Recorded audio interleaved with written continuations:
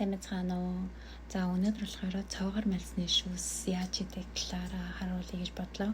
Өмнөх бичлэг дээр та бүхэнд харуулж исэн. За өчигдөр захиалсан цоогоор мэлс маань ингээ 3 ширхэг том багц үрээд ирсэн байсан. Өнөөдөр энийг бүгдийг угаагаад цэвэрлэнгээ яаж шүүс хийж уудаг талаараа хамтдаа ингээ бичлэг болгоод та бүхэнд харуулъя гэж бодлоо. За тэг эхний ээлжинлээрээ цоогоор мэлцаа сайн цэвэрлээ. Одоо энэ навчнуудаас нь салгаад тэнгуүтээ угаахтаа бас зүгээр усаар угаахгүй. Эхний ээлжин давс эсвэл алюминий цуугаар угааж бас болно. Тэгжиж нөгөө нэг шороо тэгээд дотор байгаа тэр нөгөө нэг янз бүрийн хорхоо тийм ээ ч юм уу тиймэрхүү юм байх юм бол тэдэр нь сайн цэвэрлэгдэнэ.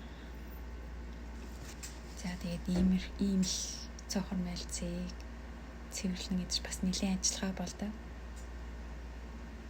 Навчнуудаас нэг бүрчлэг ерөнхийдөө салгаж байгаа тусад нь ерөнхийдөө шүүс хийж уудаг. Заримдаа бас догоотой холиод чигнэж хэрүүлэх юм уу эсвэл дангаар мануз дүүрээд идэх юм уу гэх юм бол бас амттай байдаг. За тэг ингээд нэлийн бас цэвэрлэхэд бас нэлийн цаг ордог байгаа. Тэгтээ бас гайгүй газ гэлцүүлээд цэвэрлэжээ цоохор мэлцэн шүүсээ хийж байгаа юм да.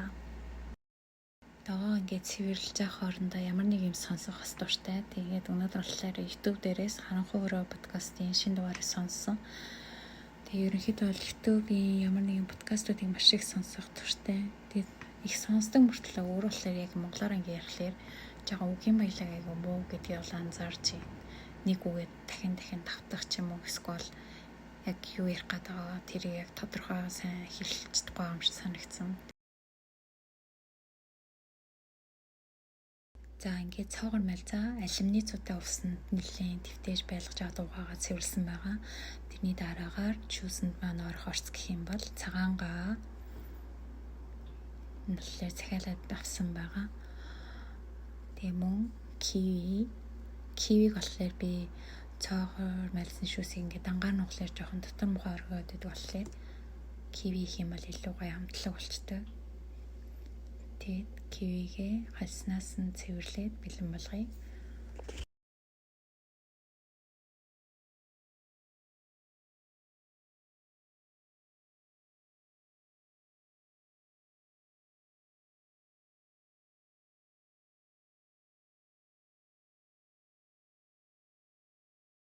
За ноонууд маань бэлэн болсон байна. Одоо болохоор ноонуудаа болохоор миксерендээ хийхэд тохируулаад жижигэн болгоо хэрчэн. Тэгээ хэрчсэн ноонууд маань миксертэхэд илүү амархан болдог байгаа.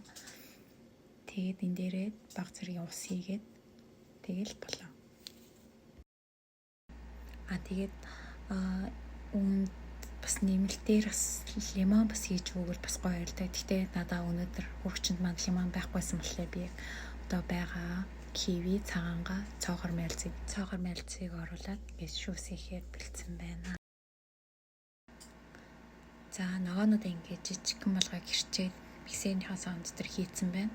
Тэгээ энэ дээрээ баг зэргийн ус хийх хэрэгтэй байгаа. Усаа хийсний дараа миксерт гэж өгнө. Миксерттэй нэлээд сайн миксерт хэрэгтэй. Яг тэгэхээр шүүс уухад дотор нь ингээд бүхэл зүйл байгаад их юм бол болохгүй учраас бүхэл зүйл байхгүй болтол нь сайн миксерт гэж өгөх хэрэгтэй байгаа. За ингээд цоохор мэлсэн шүүс маань ийм амархан